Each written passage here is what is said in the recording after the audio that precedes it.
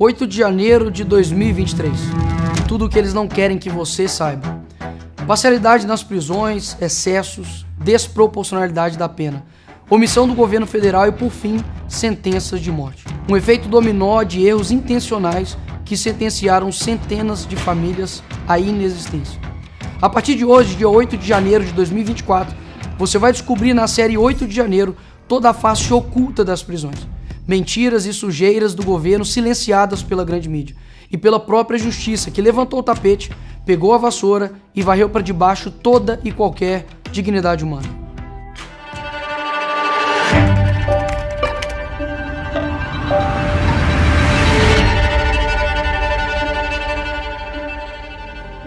Por trás de mais de 2.000 presos por ordem do STF no dia 8 de janeiro, existem mais do que imagens selecionadas.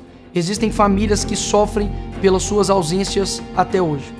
No episódio de número 1, na série 8 de janeiro, você vai conhecer a história do empresário Clériston Pereira da Cunha, conhecido como Clezão, de 46 anos, pai de 2 filhas, que faleceu sob a tutela do Estado, na Papuda, e que sequer estava na esplanada no horário em que o controle deixou de ser mantido. Ele é réu primário, pai de família, trabalhador. Ele tinha problema de coração, pressão alta. Ele passou mal várias vezes lá, viu? Meu esposo morreu de uma forma injusta. 8 de janeiro. Clériston acorda pela manhã como um dia normal e caminha até a sua distribuidora de bebidas, um negócio de família. Clezão sempre foi muito respeitado e admirado na região. Estava feliz, afinal de contas, há pouco tempo, após 33 dias submetido a pulsoterapia e antibióticos, havia vencido a Covid-19. Fato que o deixou com algumas sequelas e com a necessidade de acompanhamento médico. Sua distribuidora era o lugar onde tirava grande parte do seu sustento. Não foi à toa que no domingo, dia 8 de janeiro, até às 16 da tarde, ainda estava por lá, trabalhando. Prova disso, o circuito interno de segurança da própria distribuidora. A minha pergunta para você é: será que realmente o Clezão era um vândalo, golpista, terrorista, como até então o ministro da Justiça Flávio Dino acusava? Não. O Clezão era um brasileiro como qualquer outro que acreditava em um Brasil com suas cores pintadas de verde e amarelo, ainda vivas e reluzentes. No momento em que foi preso, Clezão havia entrado no Senado para se abrigar, enquanto a ação policial usava gás de pimenta e tiros de bala de borracha, uma medida de segurança. De trabalhador a réu. O jogo virou em questão de segundos. Os últimos passos de Clériston Pereira da Cunha, em liberdade, se tornaram em passos que o levariam para a prisão em um piscar de olhos. Clezão foi criado e educado para viver do seu próprio suor. Era trabalhador e casado há mais de 25 anos com Jane Duarte. Mas agora, o inimigo foi selecionado sem argumentos, sem razão.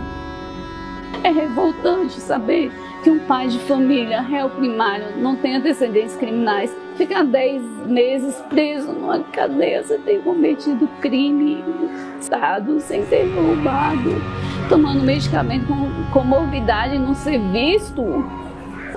Ele estava lá em paz, ele estava lá não quebrando. Ele jamais iria fazer isso, jamais. Clezão estava preso sem provas, sem voz, sem chance. E não sou eu que estou dizendo, mas o próprio representante do Ministério Público Federal. A Procuradoria-Geral da República, aquela que tem como função constitucional de representar e fiscalizar os interesses da União, descartou o flagrante, recomendando ainda que o processo fosse respondido em liberdade. Afinal de contas, Clériston não apresentava risco nenhum à sociedade, e nem muito menos representava qualquer possibilidade de tumultos nas investigações. O fato é, enquanto tudo acontecia, o ex-secretário de Segurança Pública do Distrito Federal, Anderson Torres, estava sendo solto, ainda com o uso de uma tornozeleira eletrônica. Se o Anderson havia sido solto de maneira acertada, por qual motivo Clériston, sem provas e que alguns momentos atrás estava em sua distribuidora trabalhando, não seria? E aqui estão 3 pontos. Ponto número 1. Exceder não é fazer justiça. 3 laudos médicos foram apresentados à justiça mostrando que Clezão sofria de problemas cardíacos. Ponto de número 2.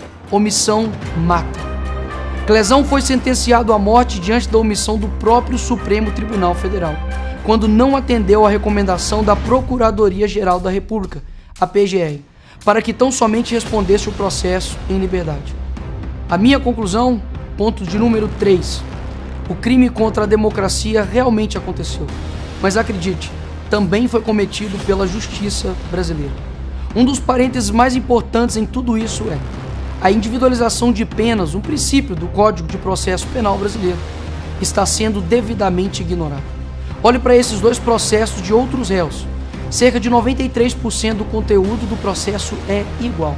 Onde estão as vozes que deveriam realmente estar ecoando pelo Estado Democrático de Direito? Não há músicas, posts, cancelamentos e nem uma mensagem em letras pequenas nos rodapés dos jornais. Seria esse um 4º ponto?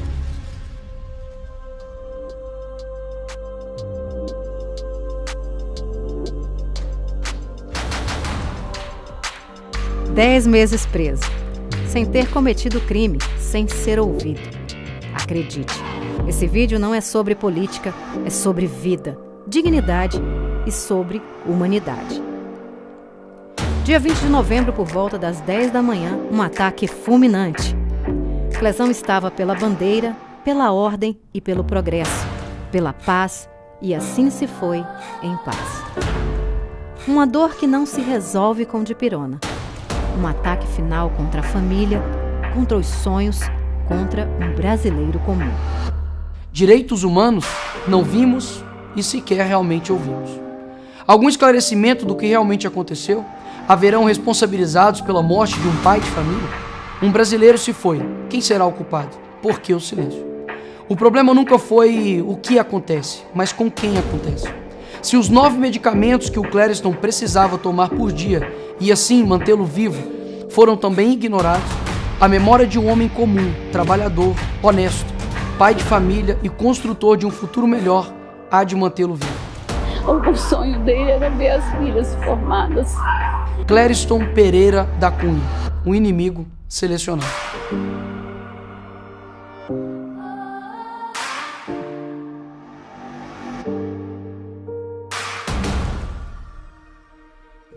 Chorar para aliviar, lutar para honrar. Lágrimas pesadas que lavam a alma e escorrem pelo rosto de quem sente tanta falta de alguém. Do pai, do esposo, do amigo. Clezão foi retirado da sua família sem direito a despedidas. Hoje, o choro é uma tentativa de aliviar e de expressar a dor, ao mesmo tempo que clama pela honra e pelo legado que foi deixado. No Clezão estava a alma do povo brasileiro, de um brasileiro comum que jamais deixará de ser esquecido por outros 200 milhões.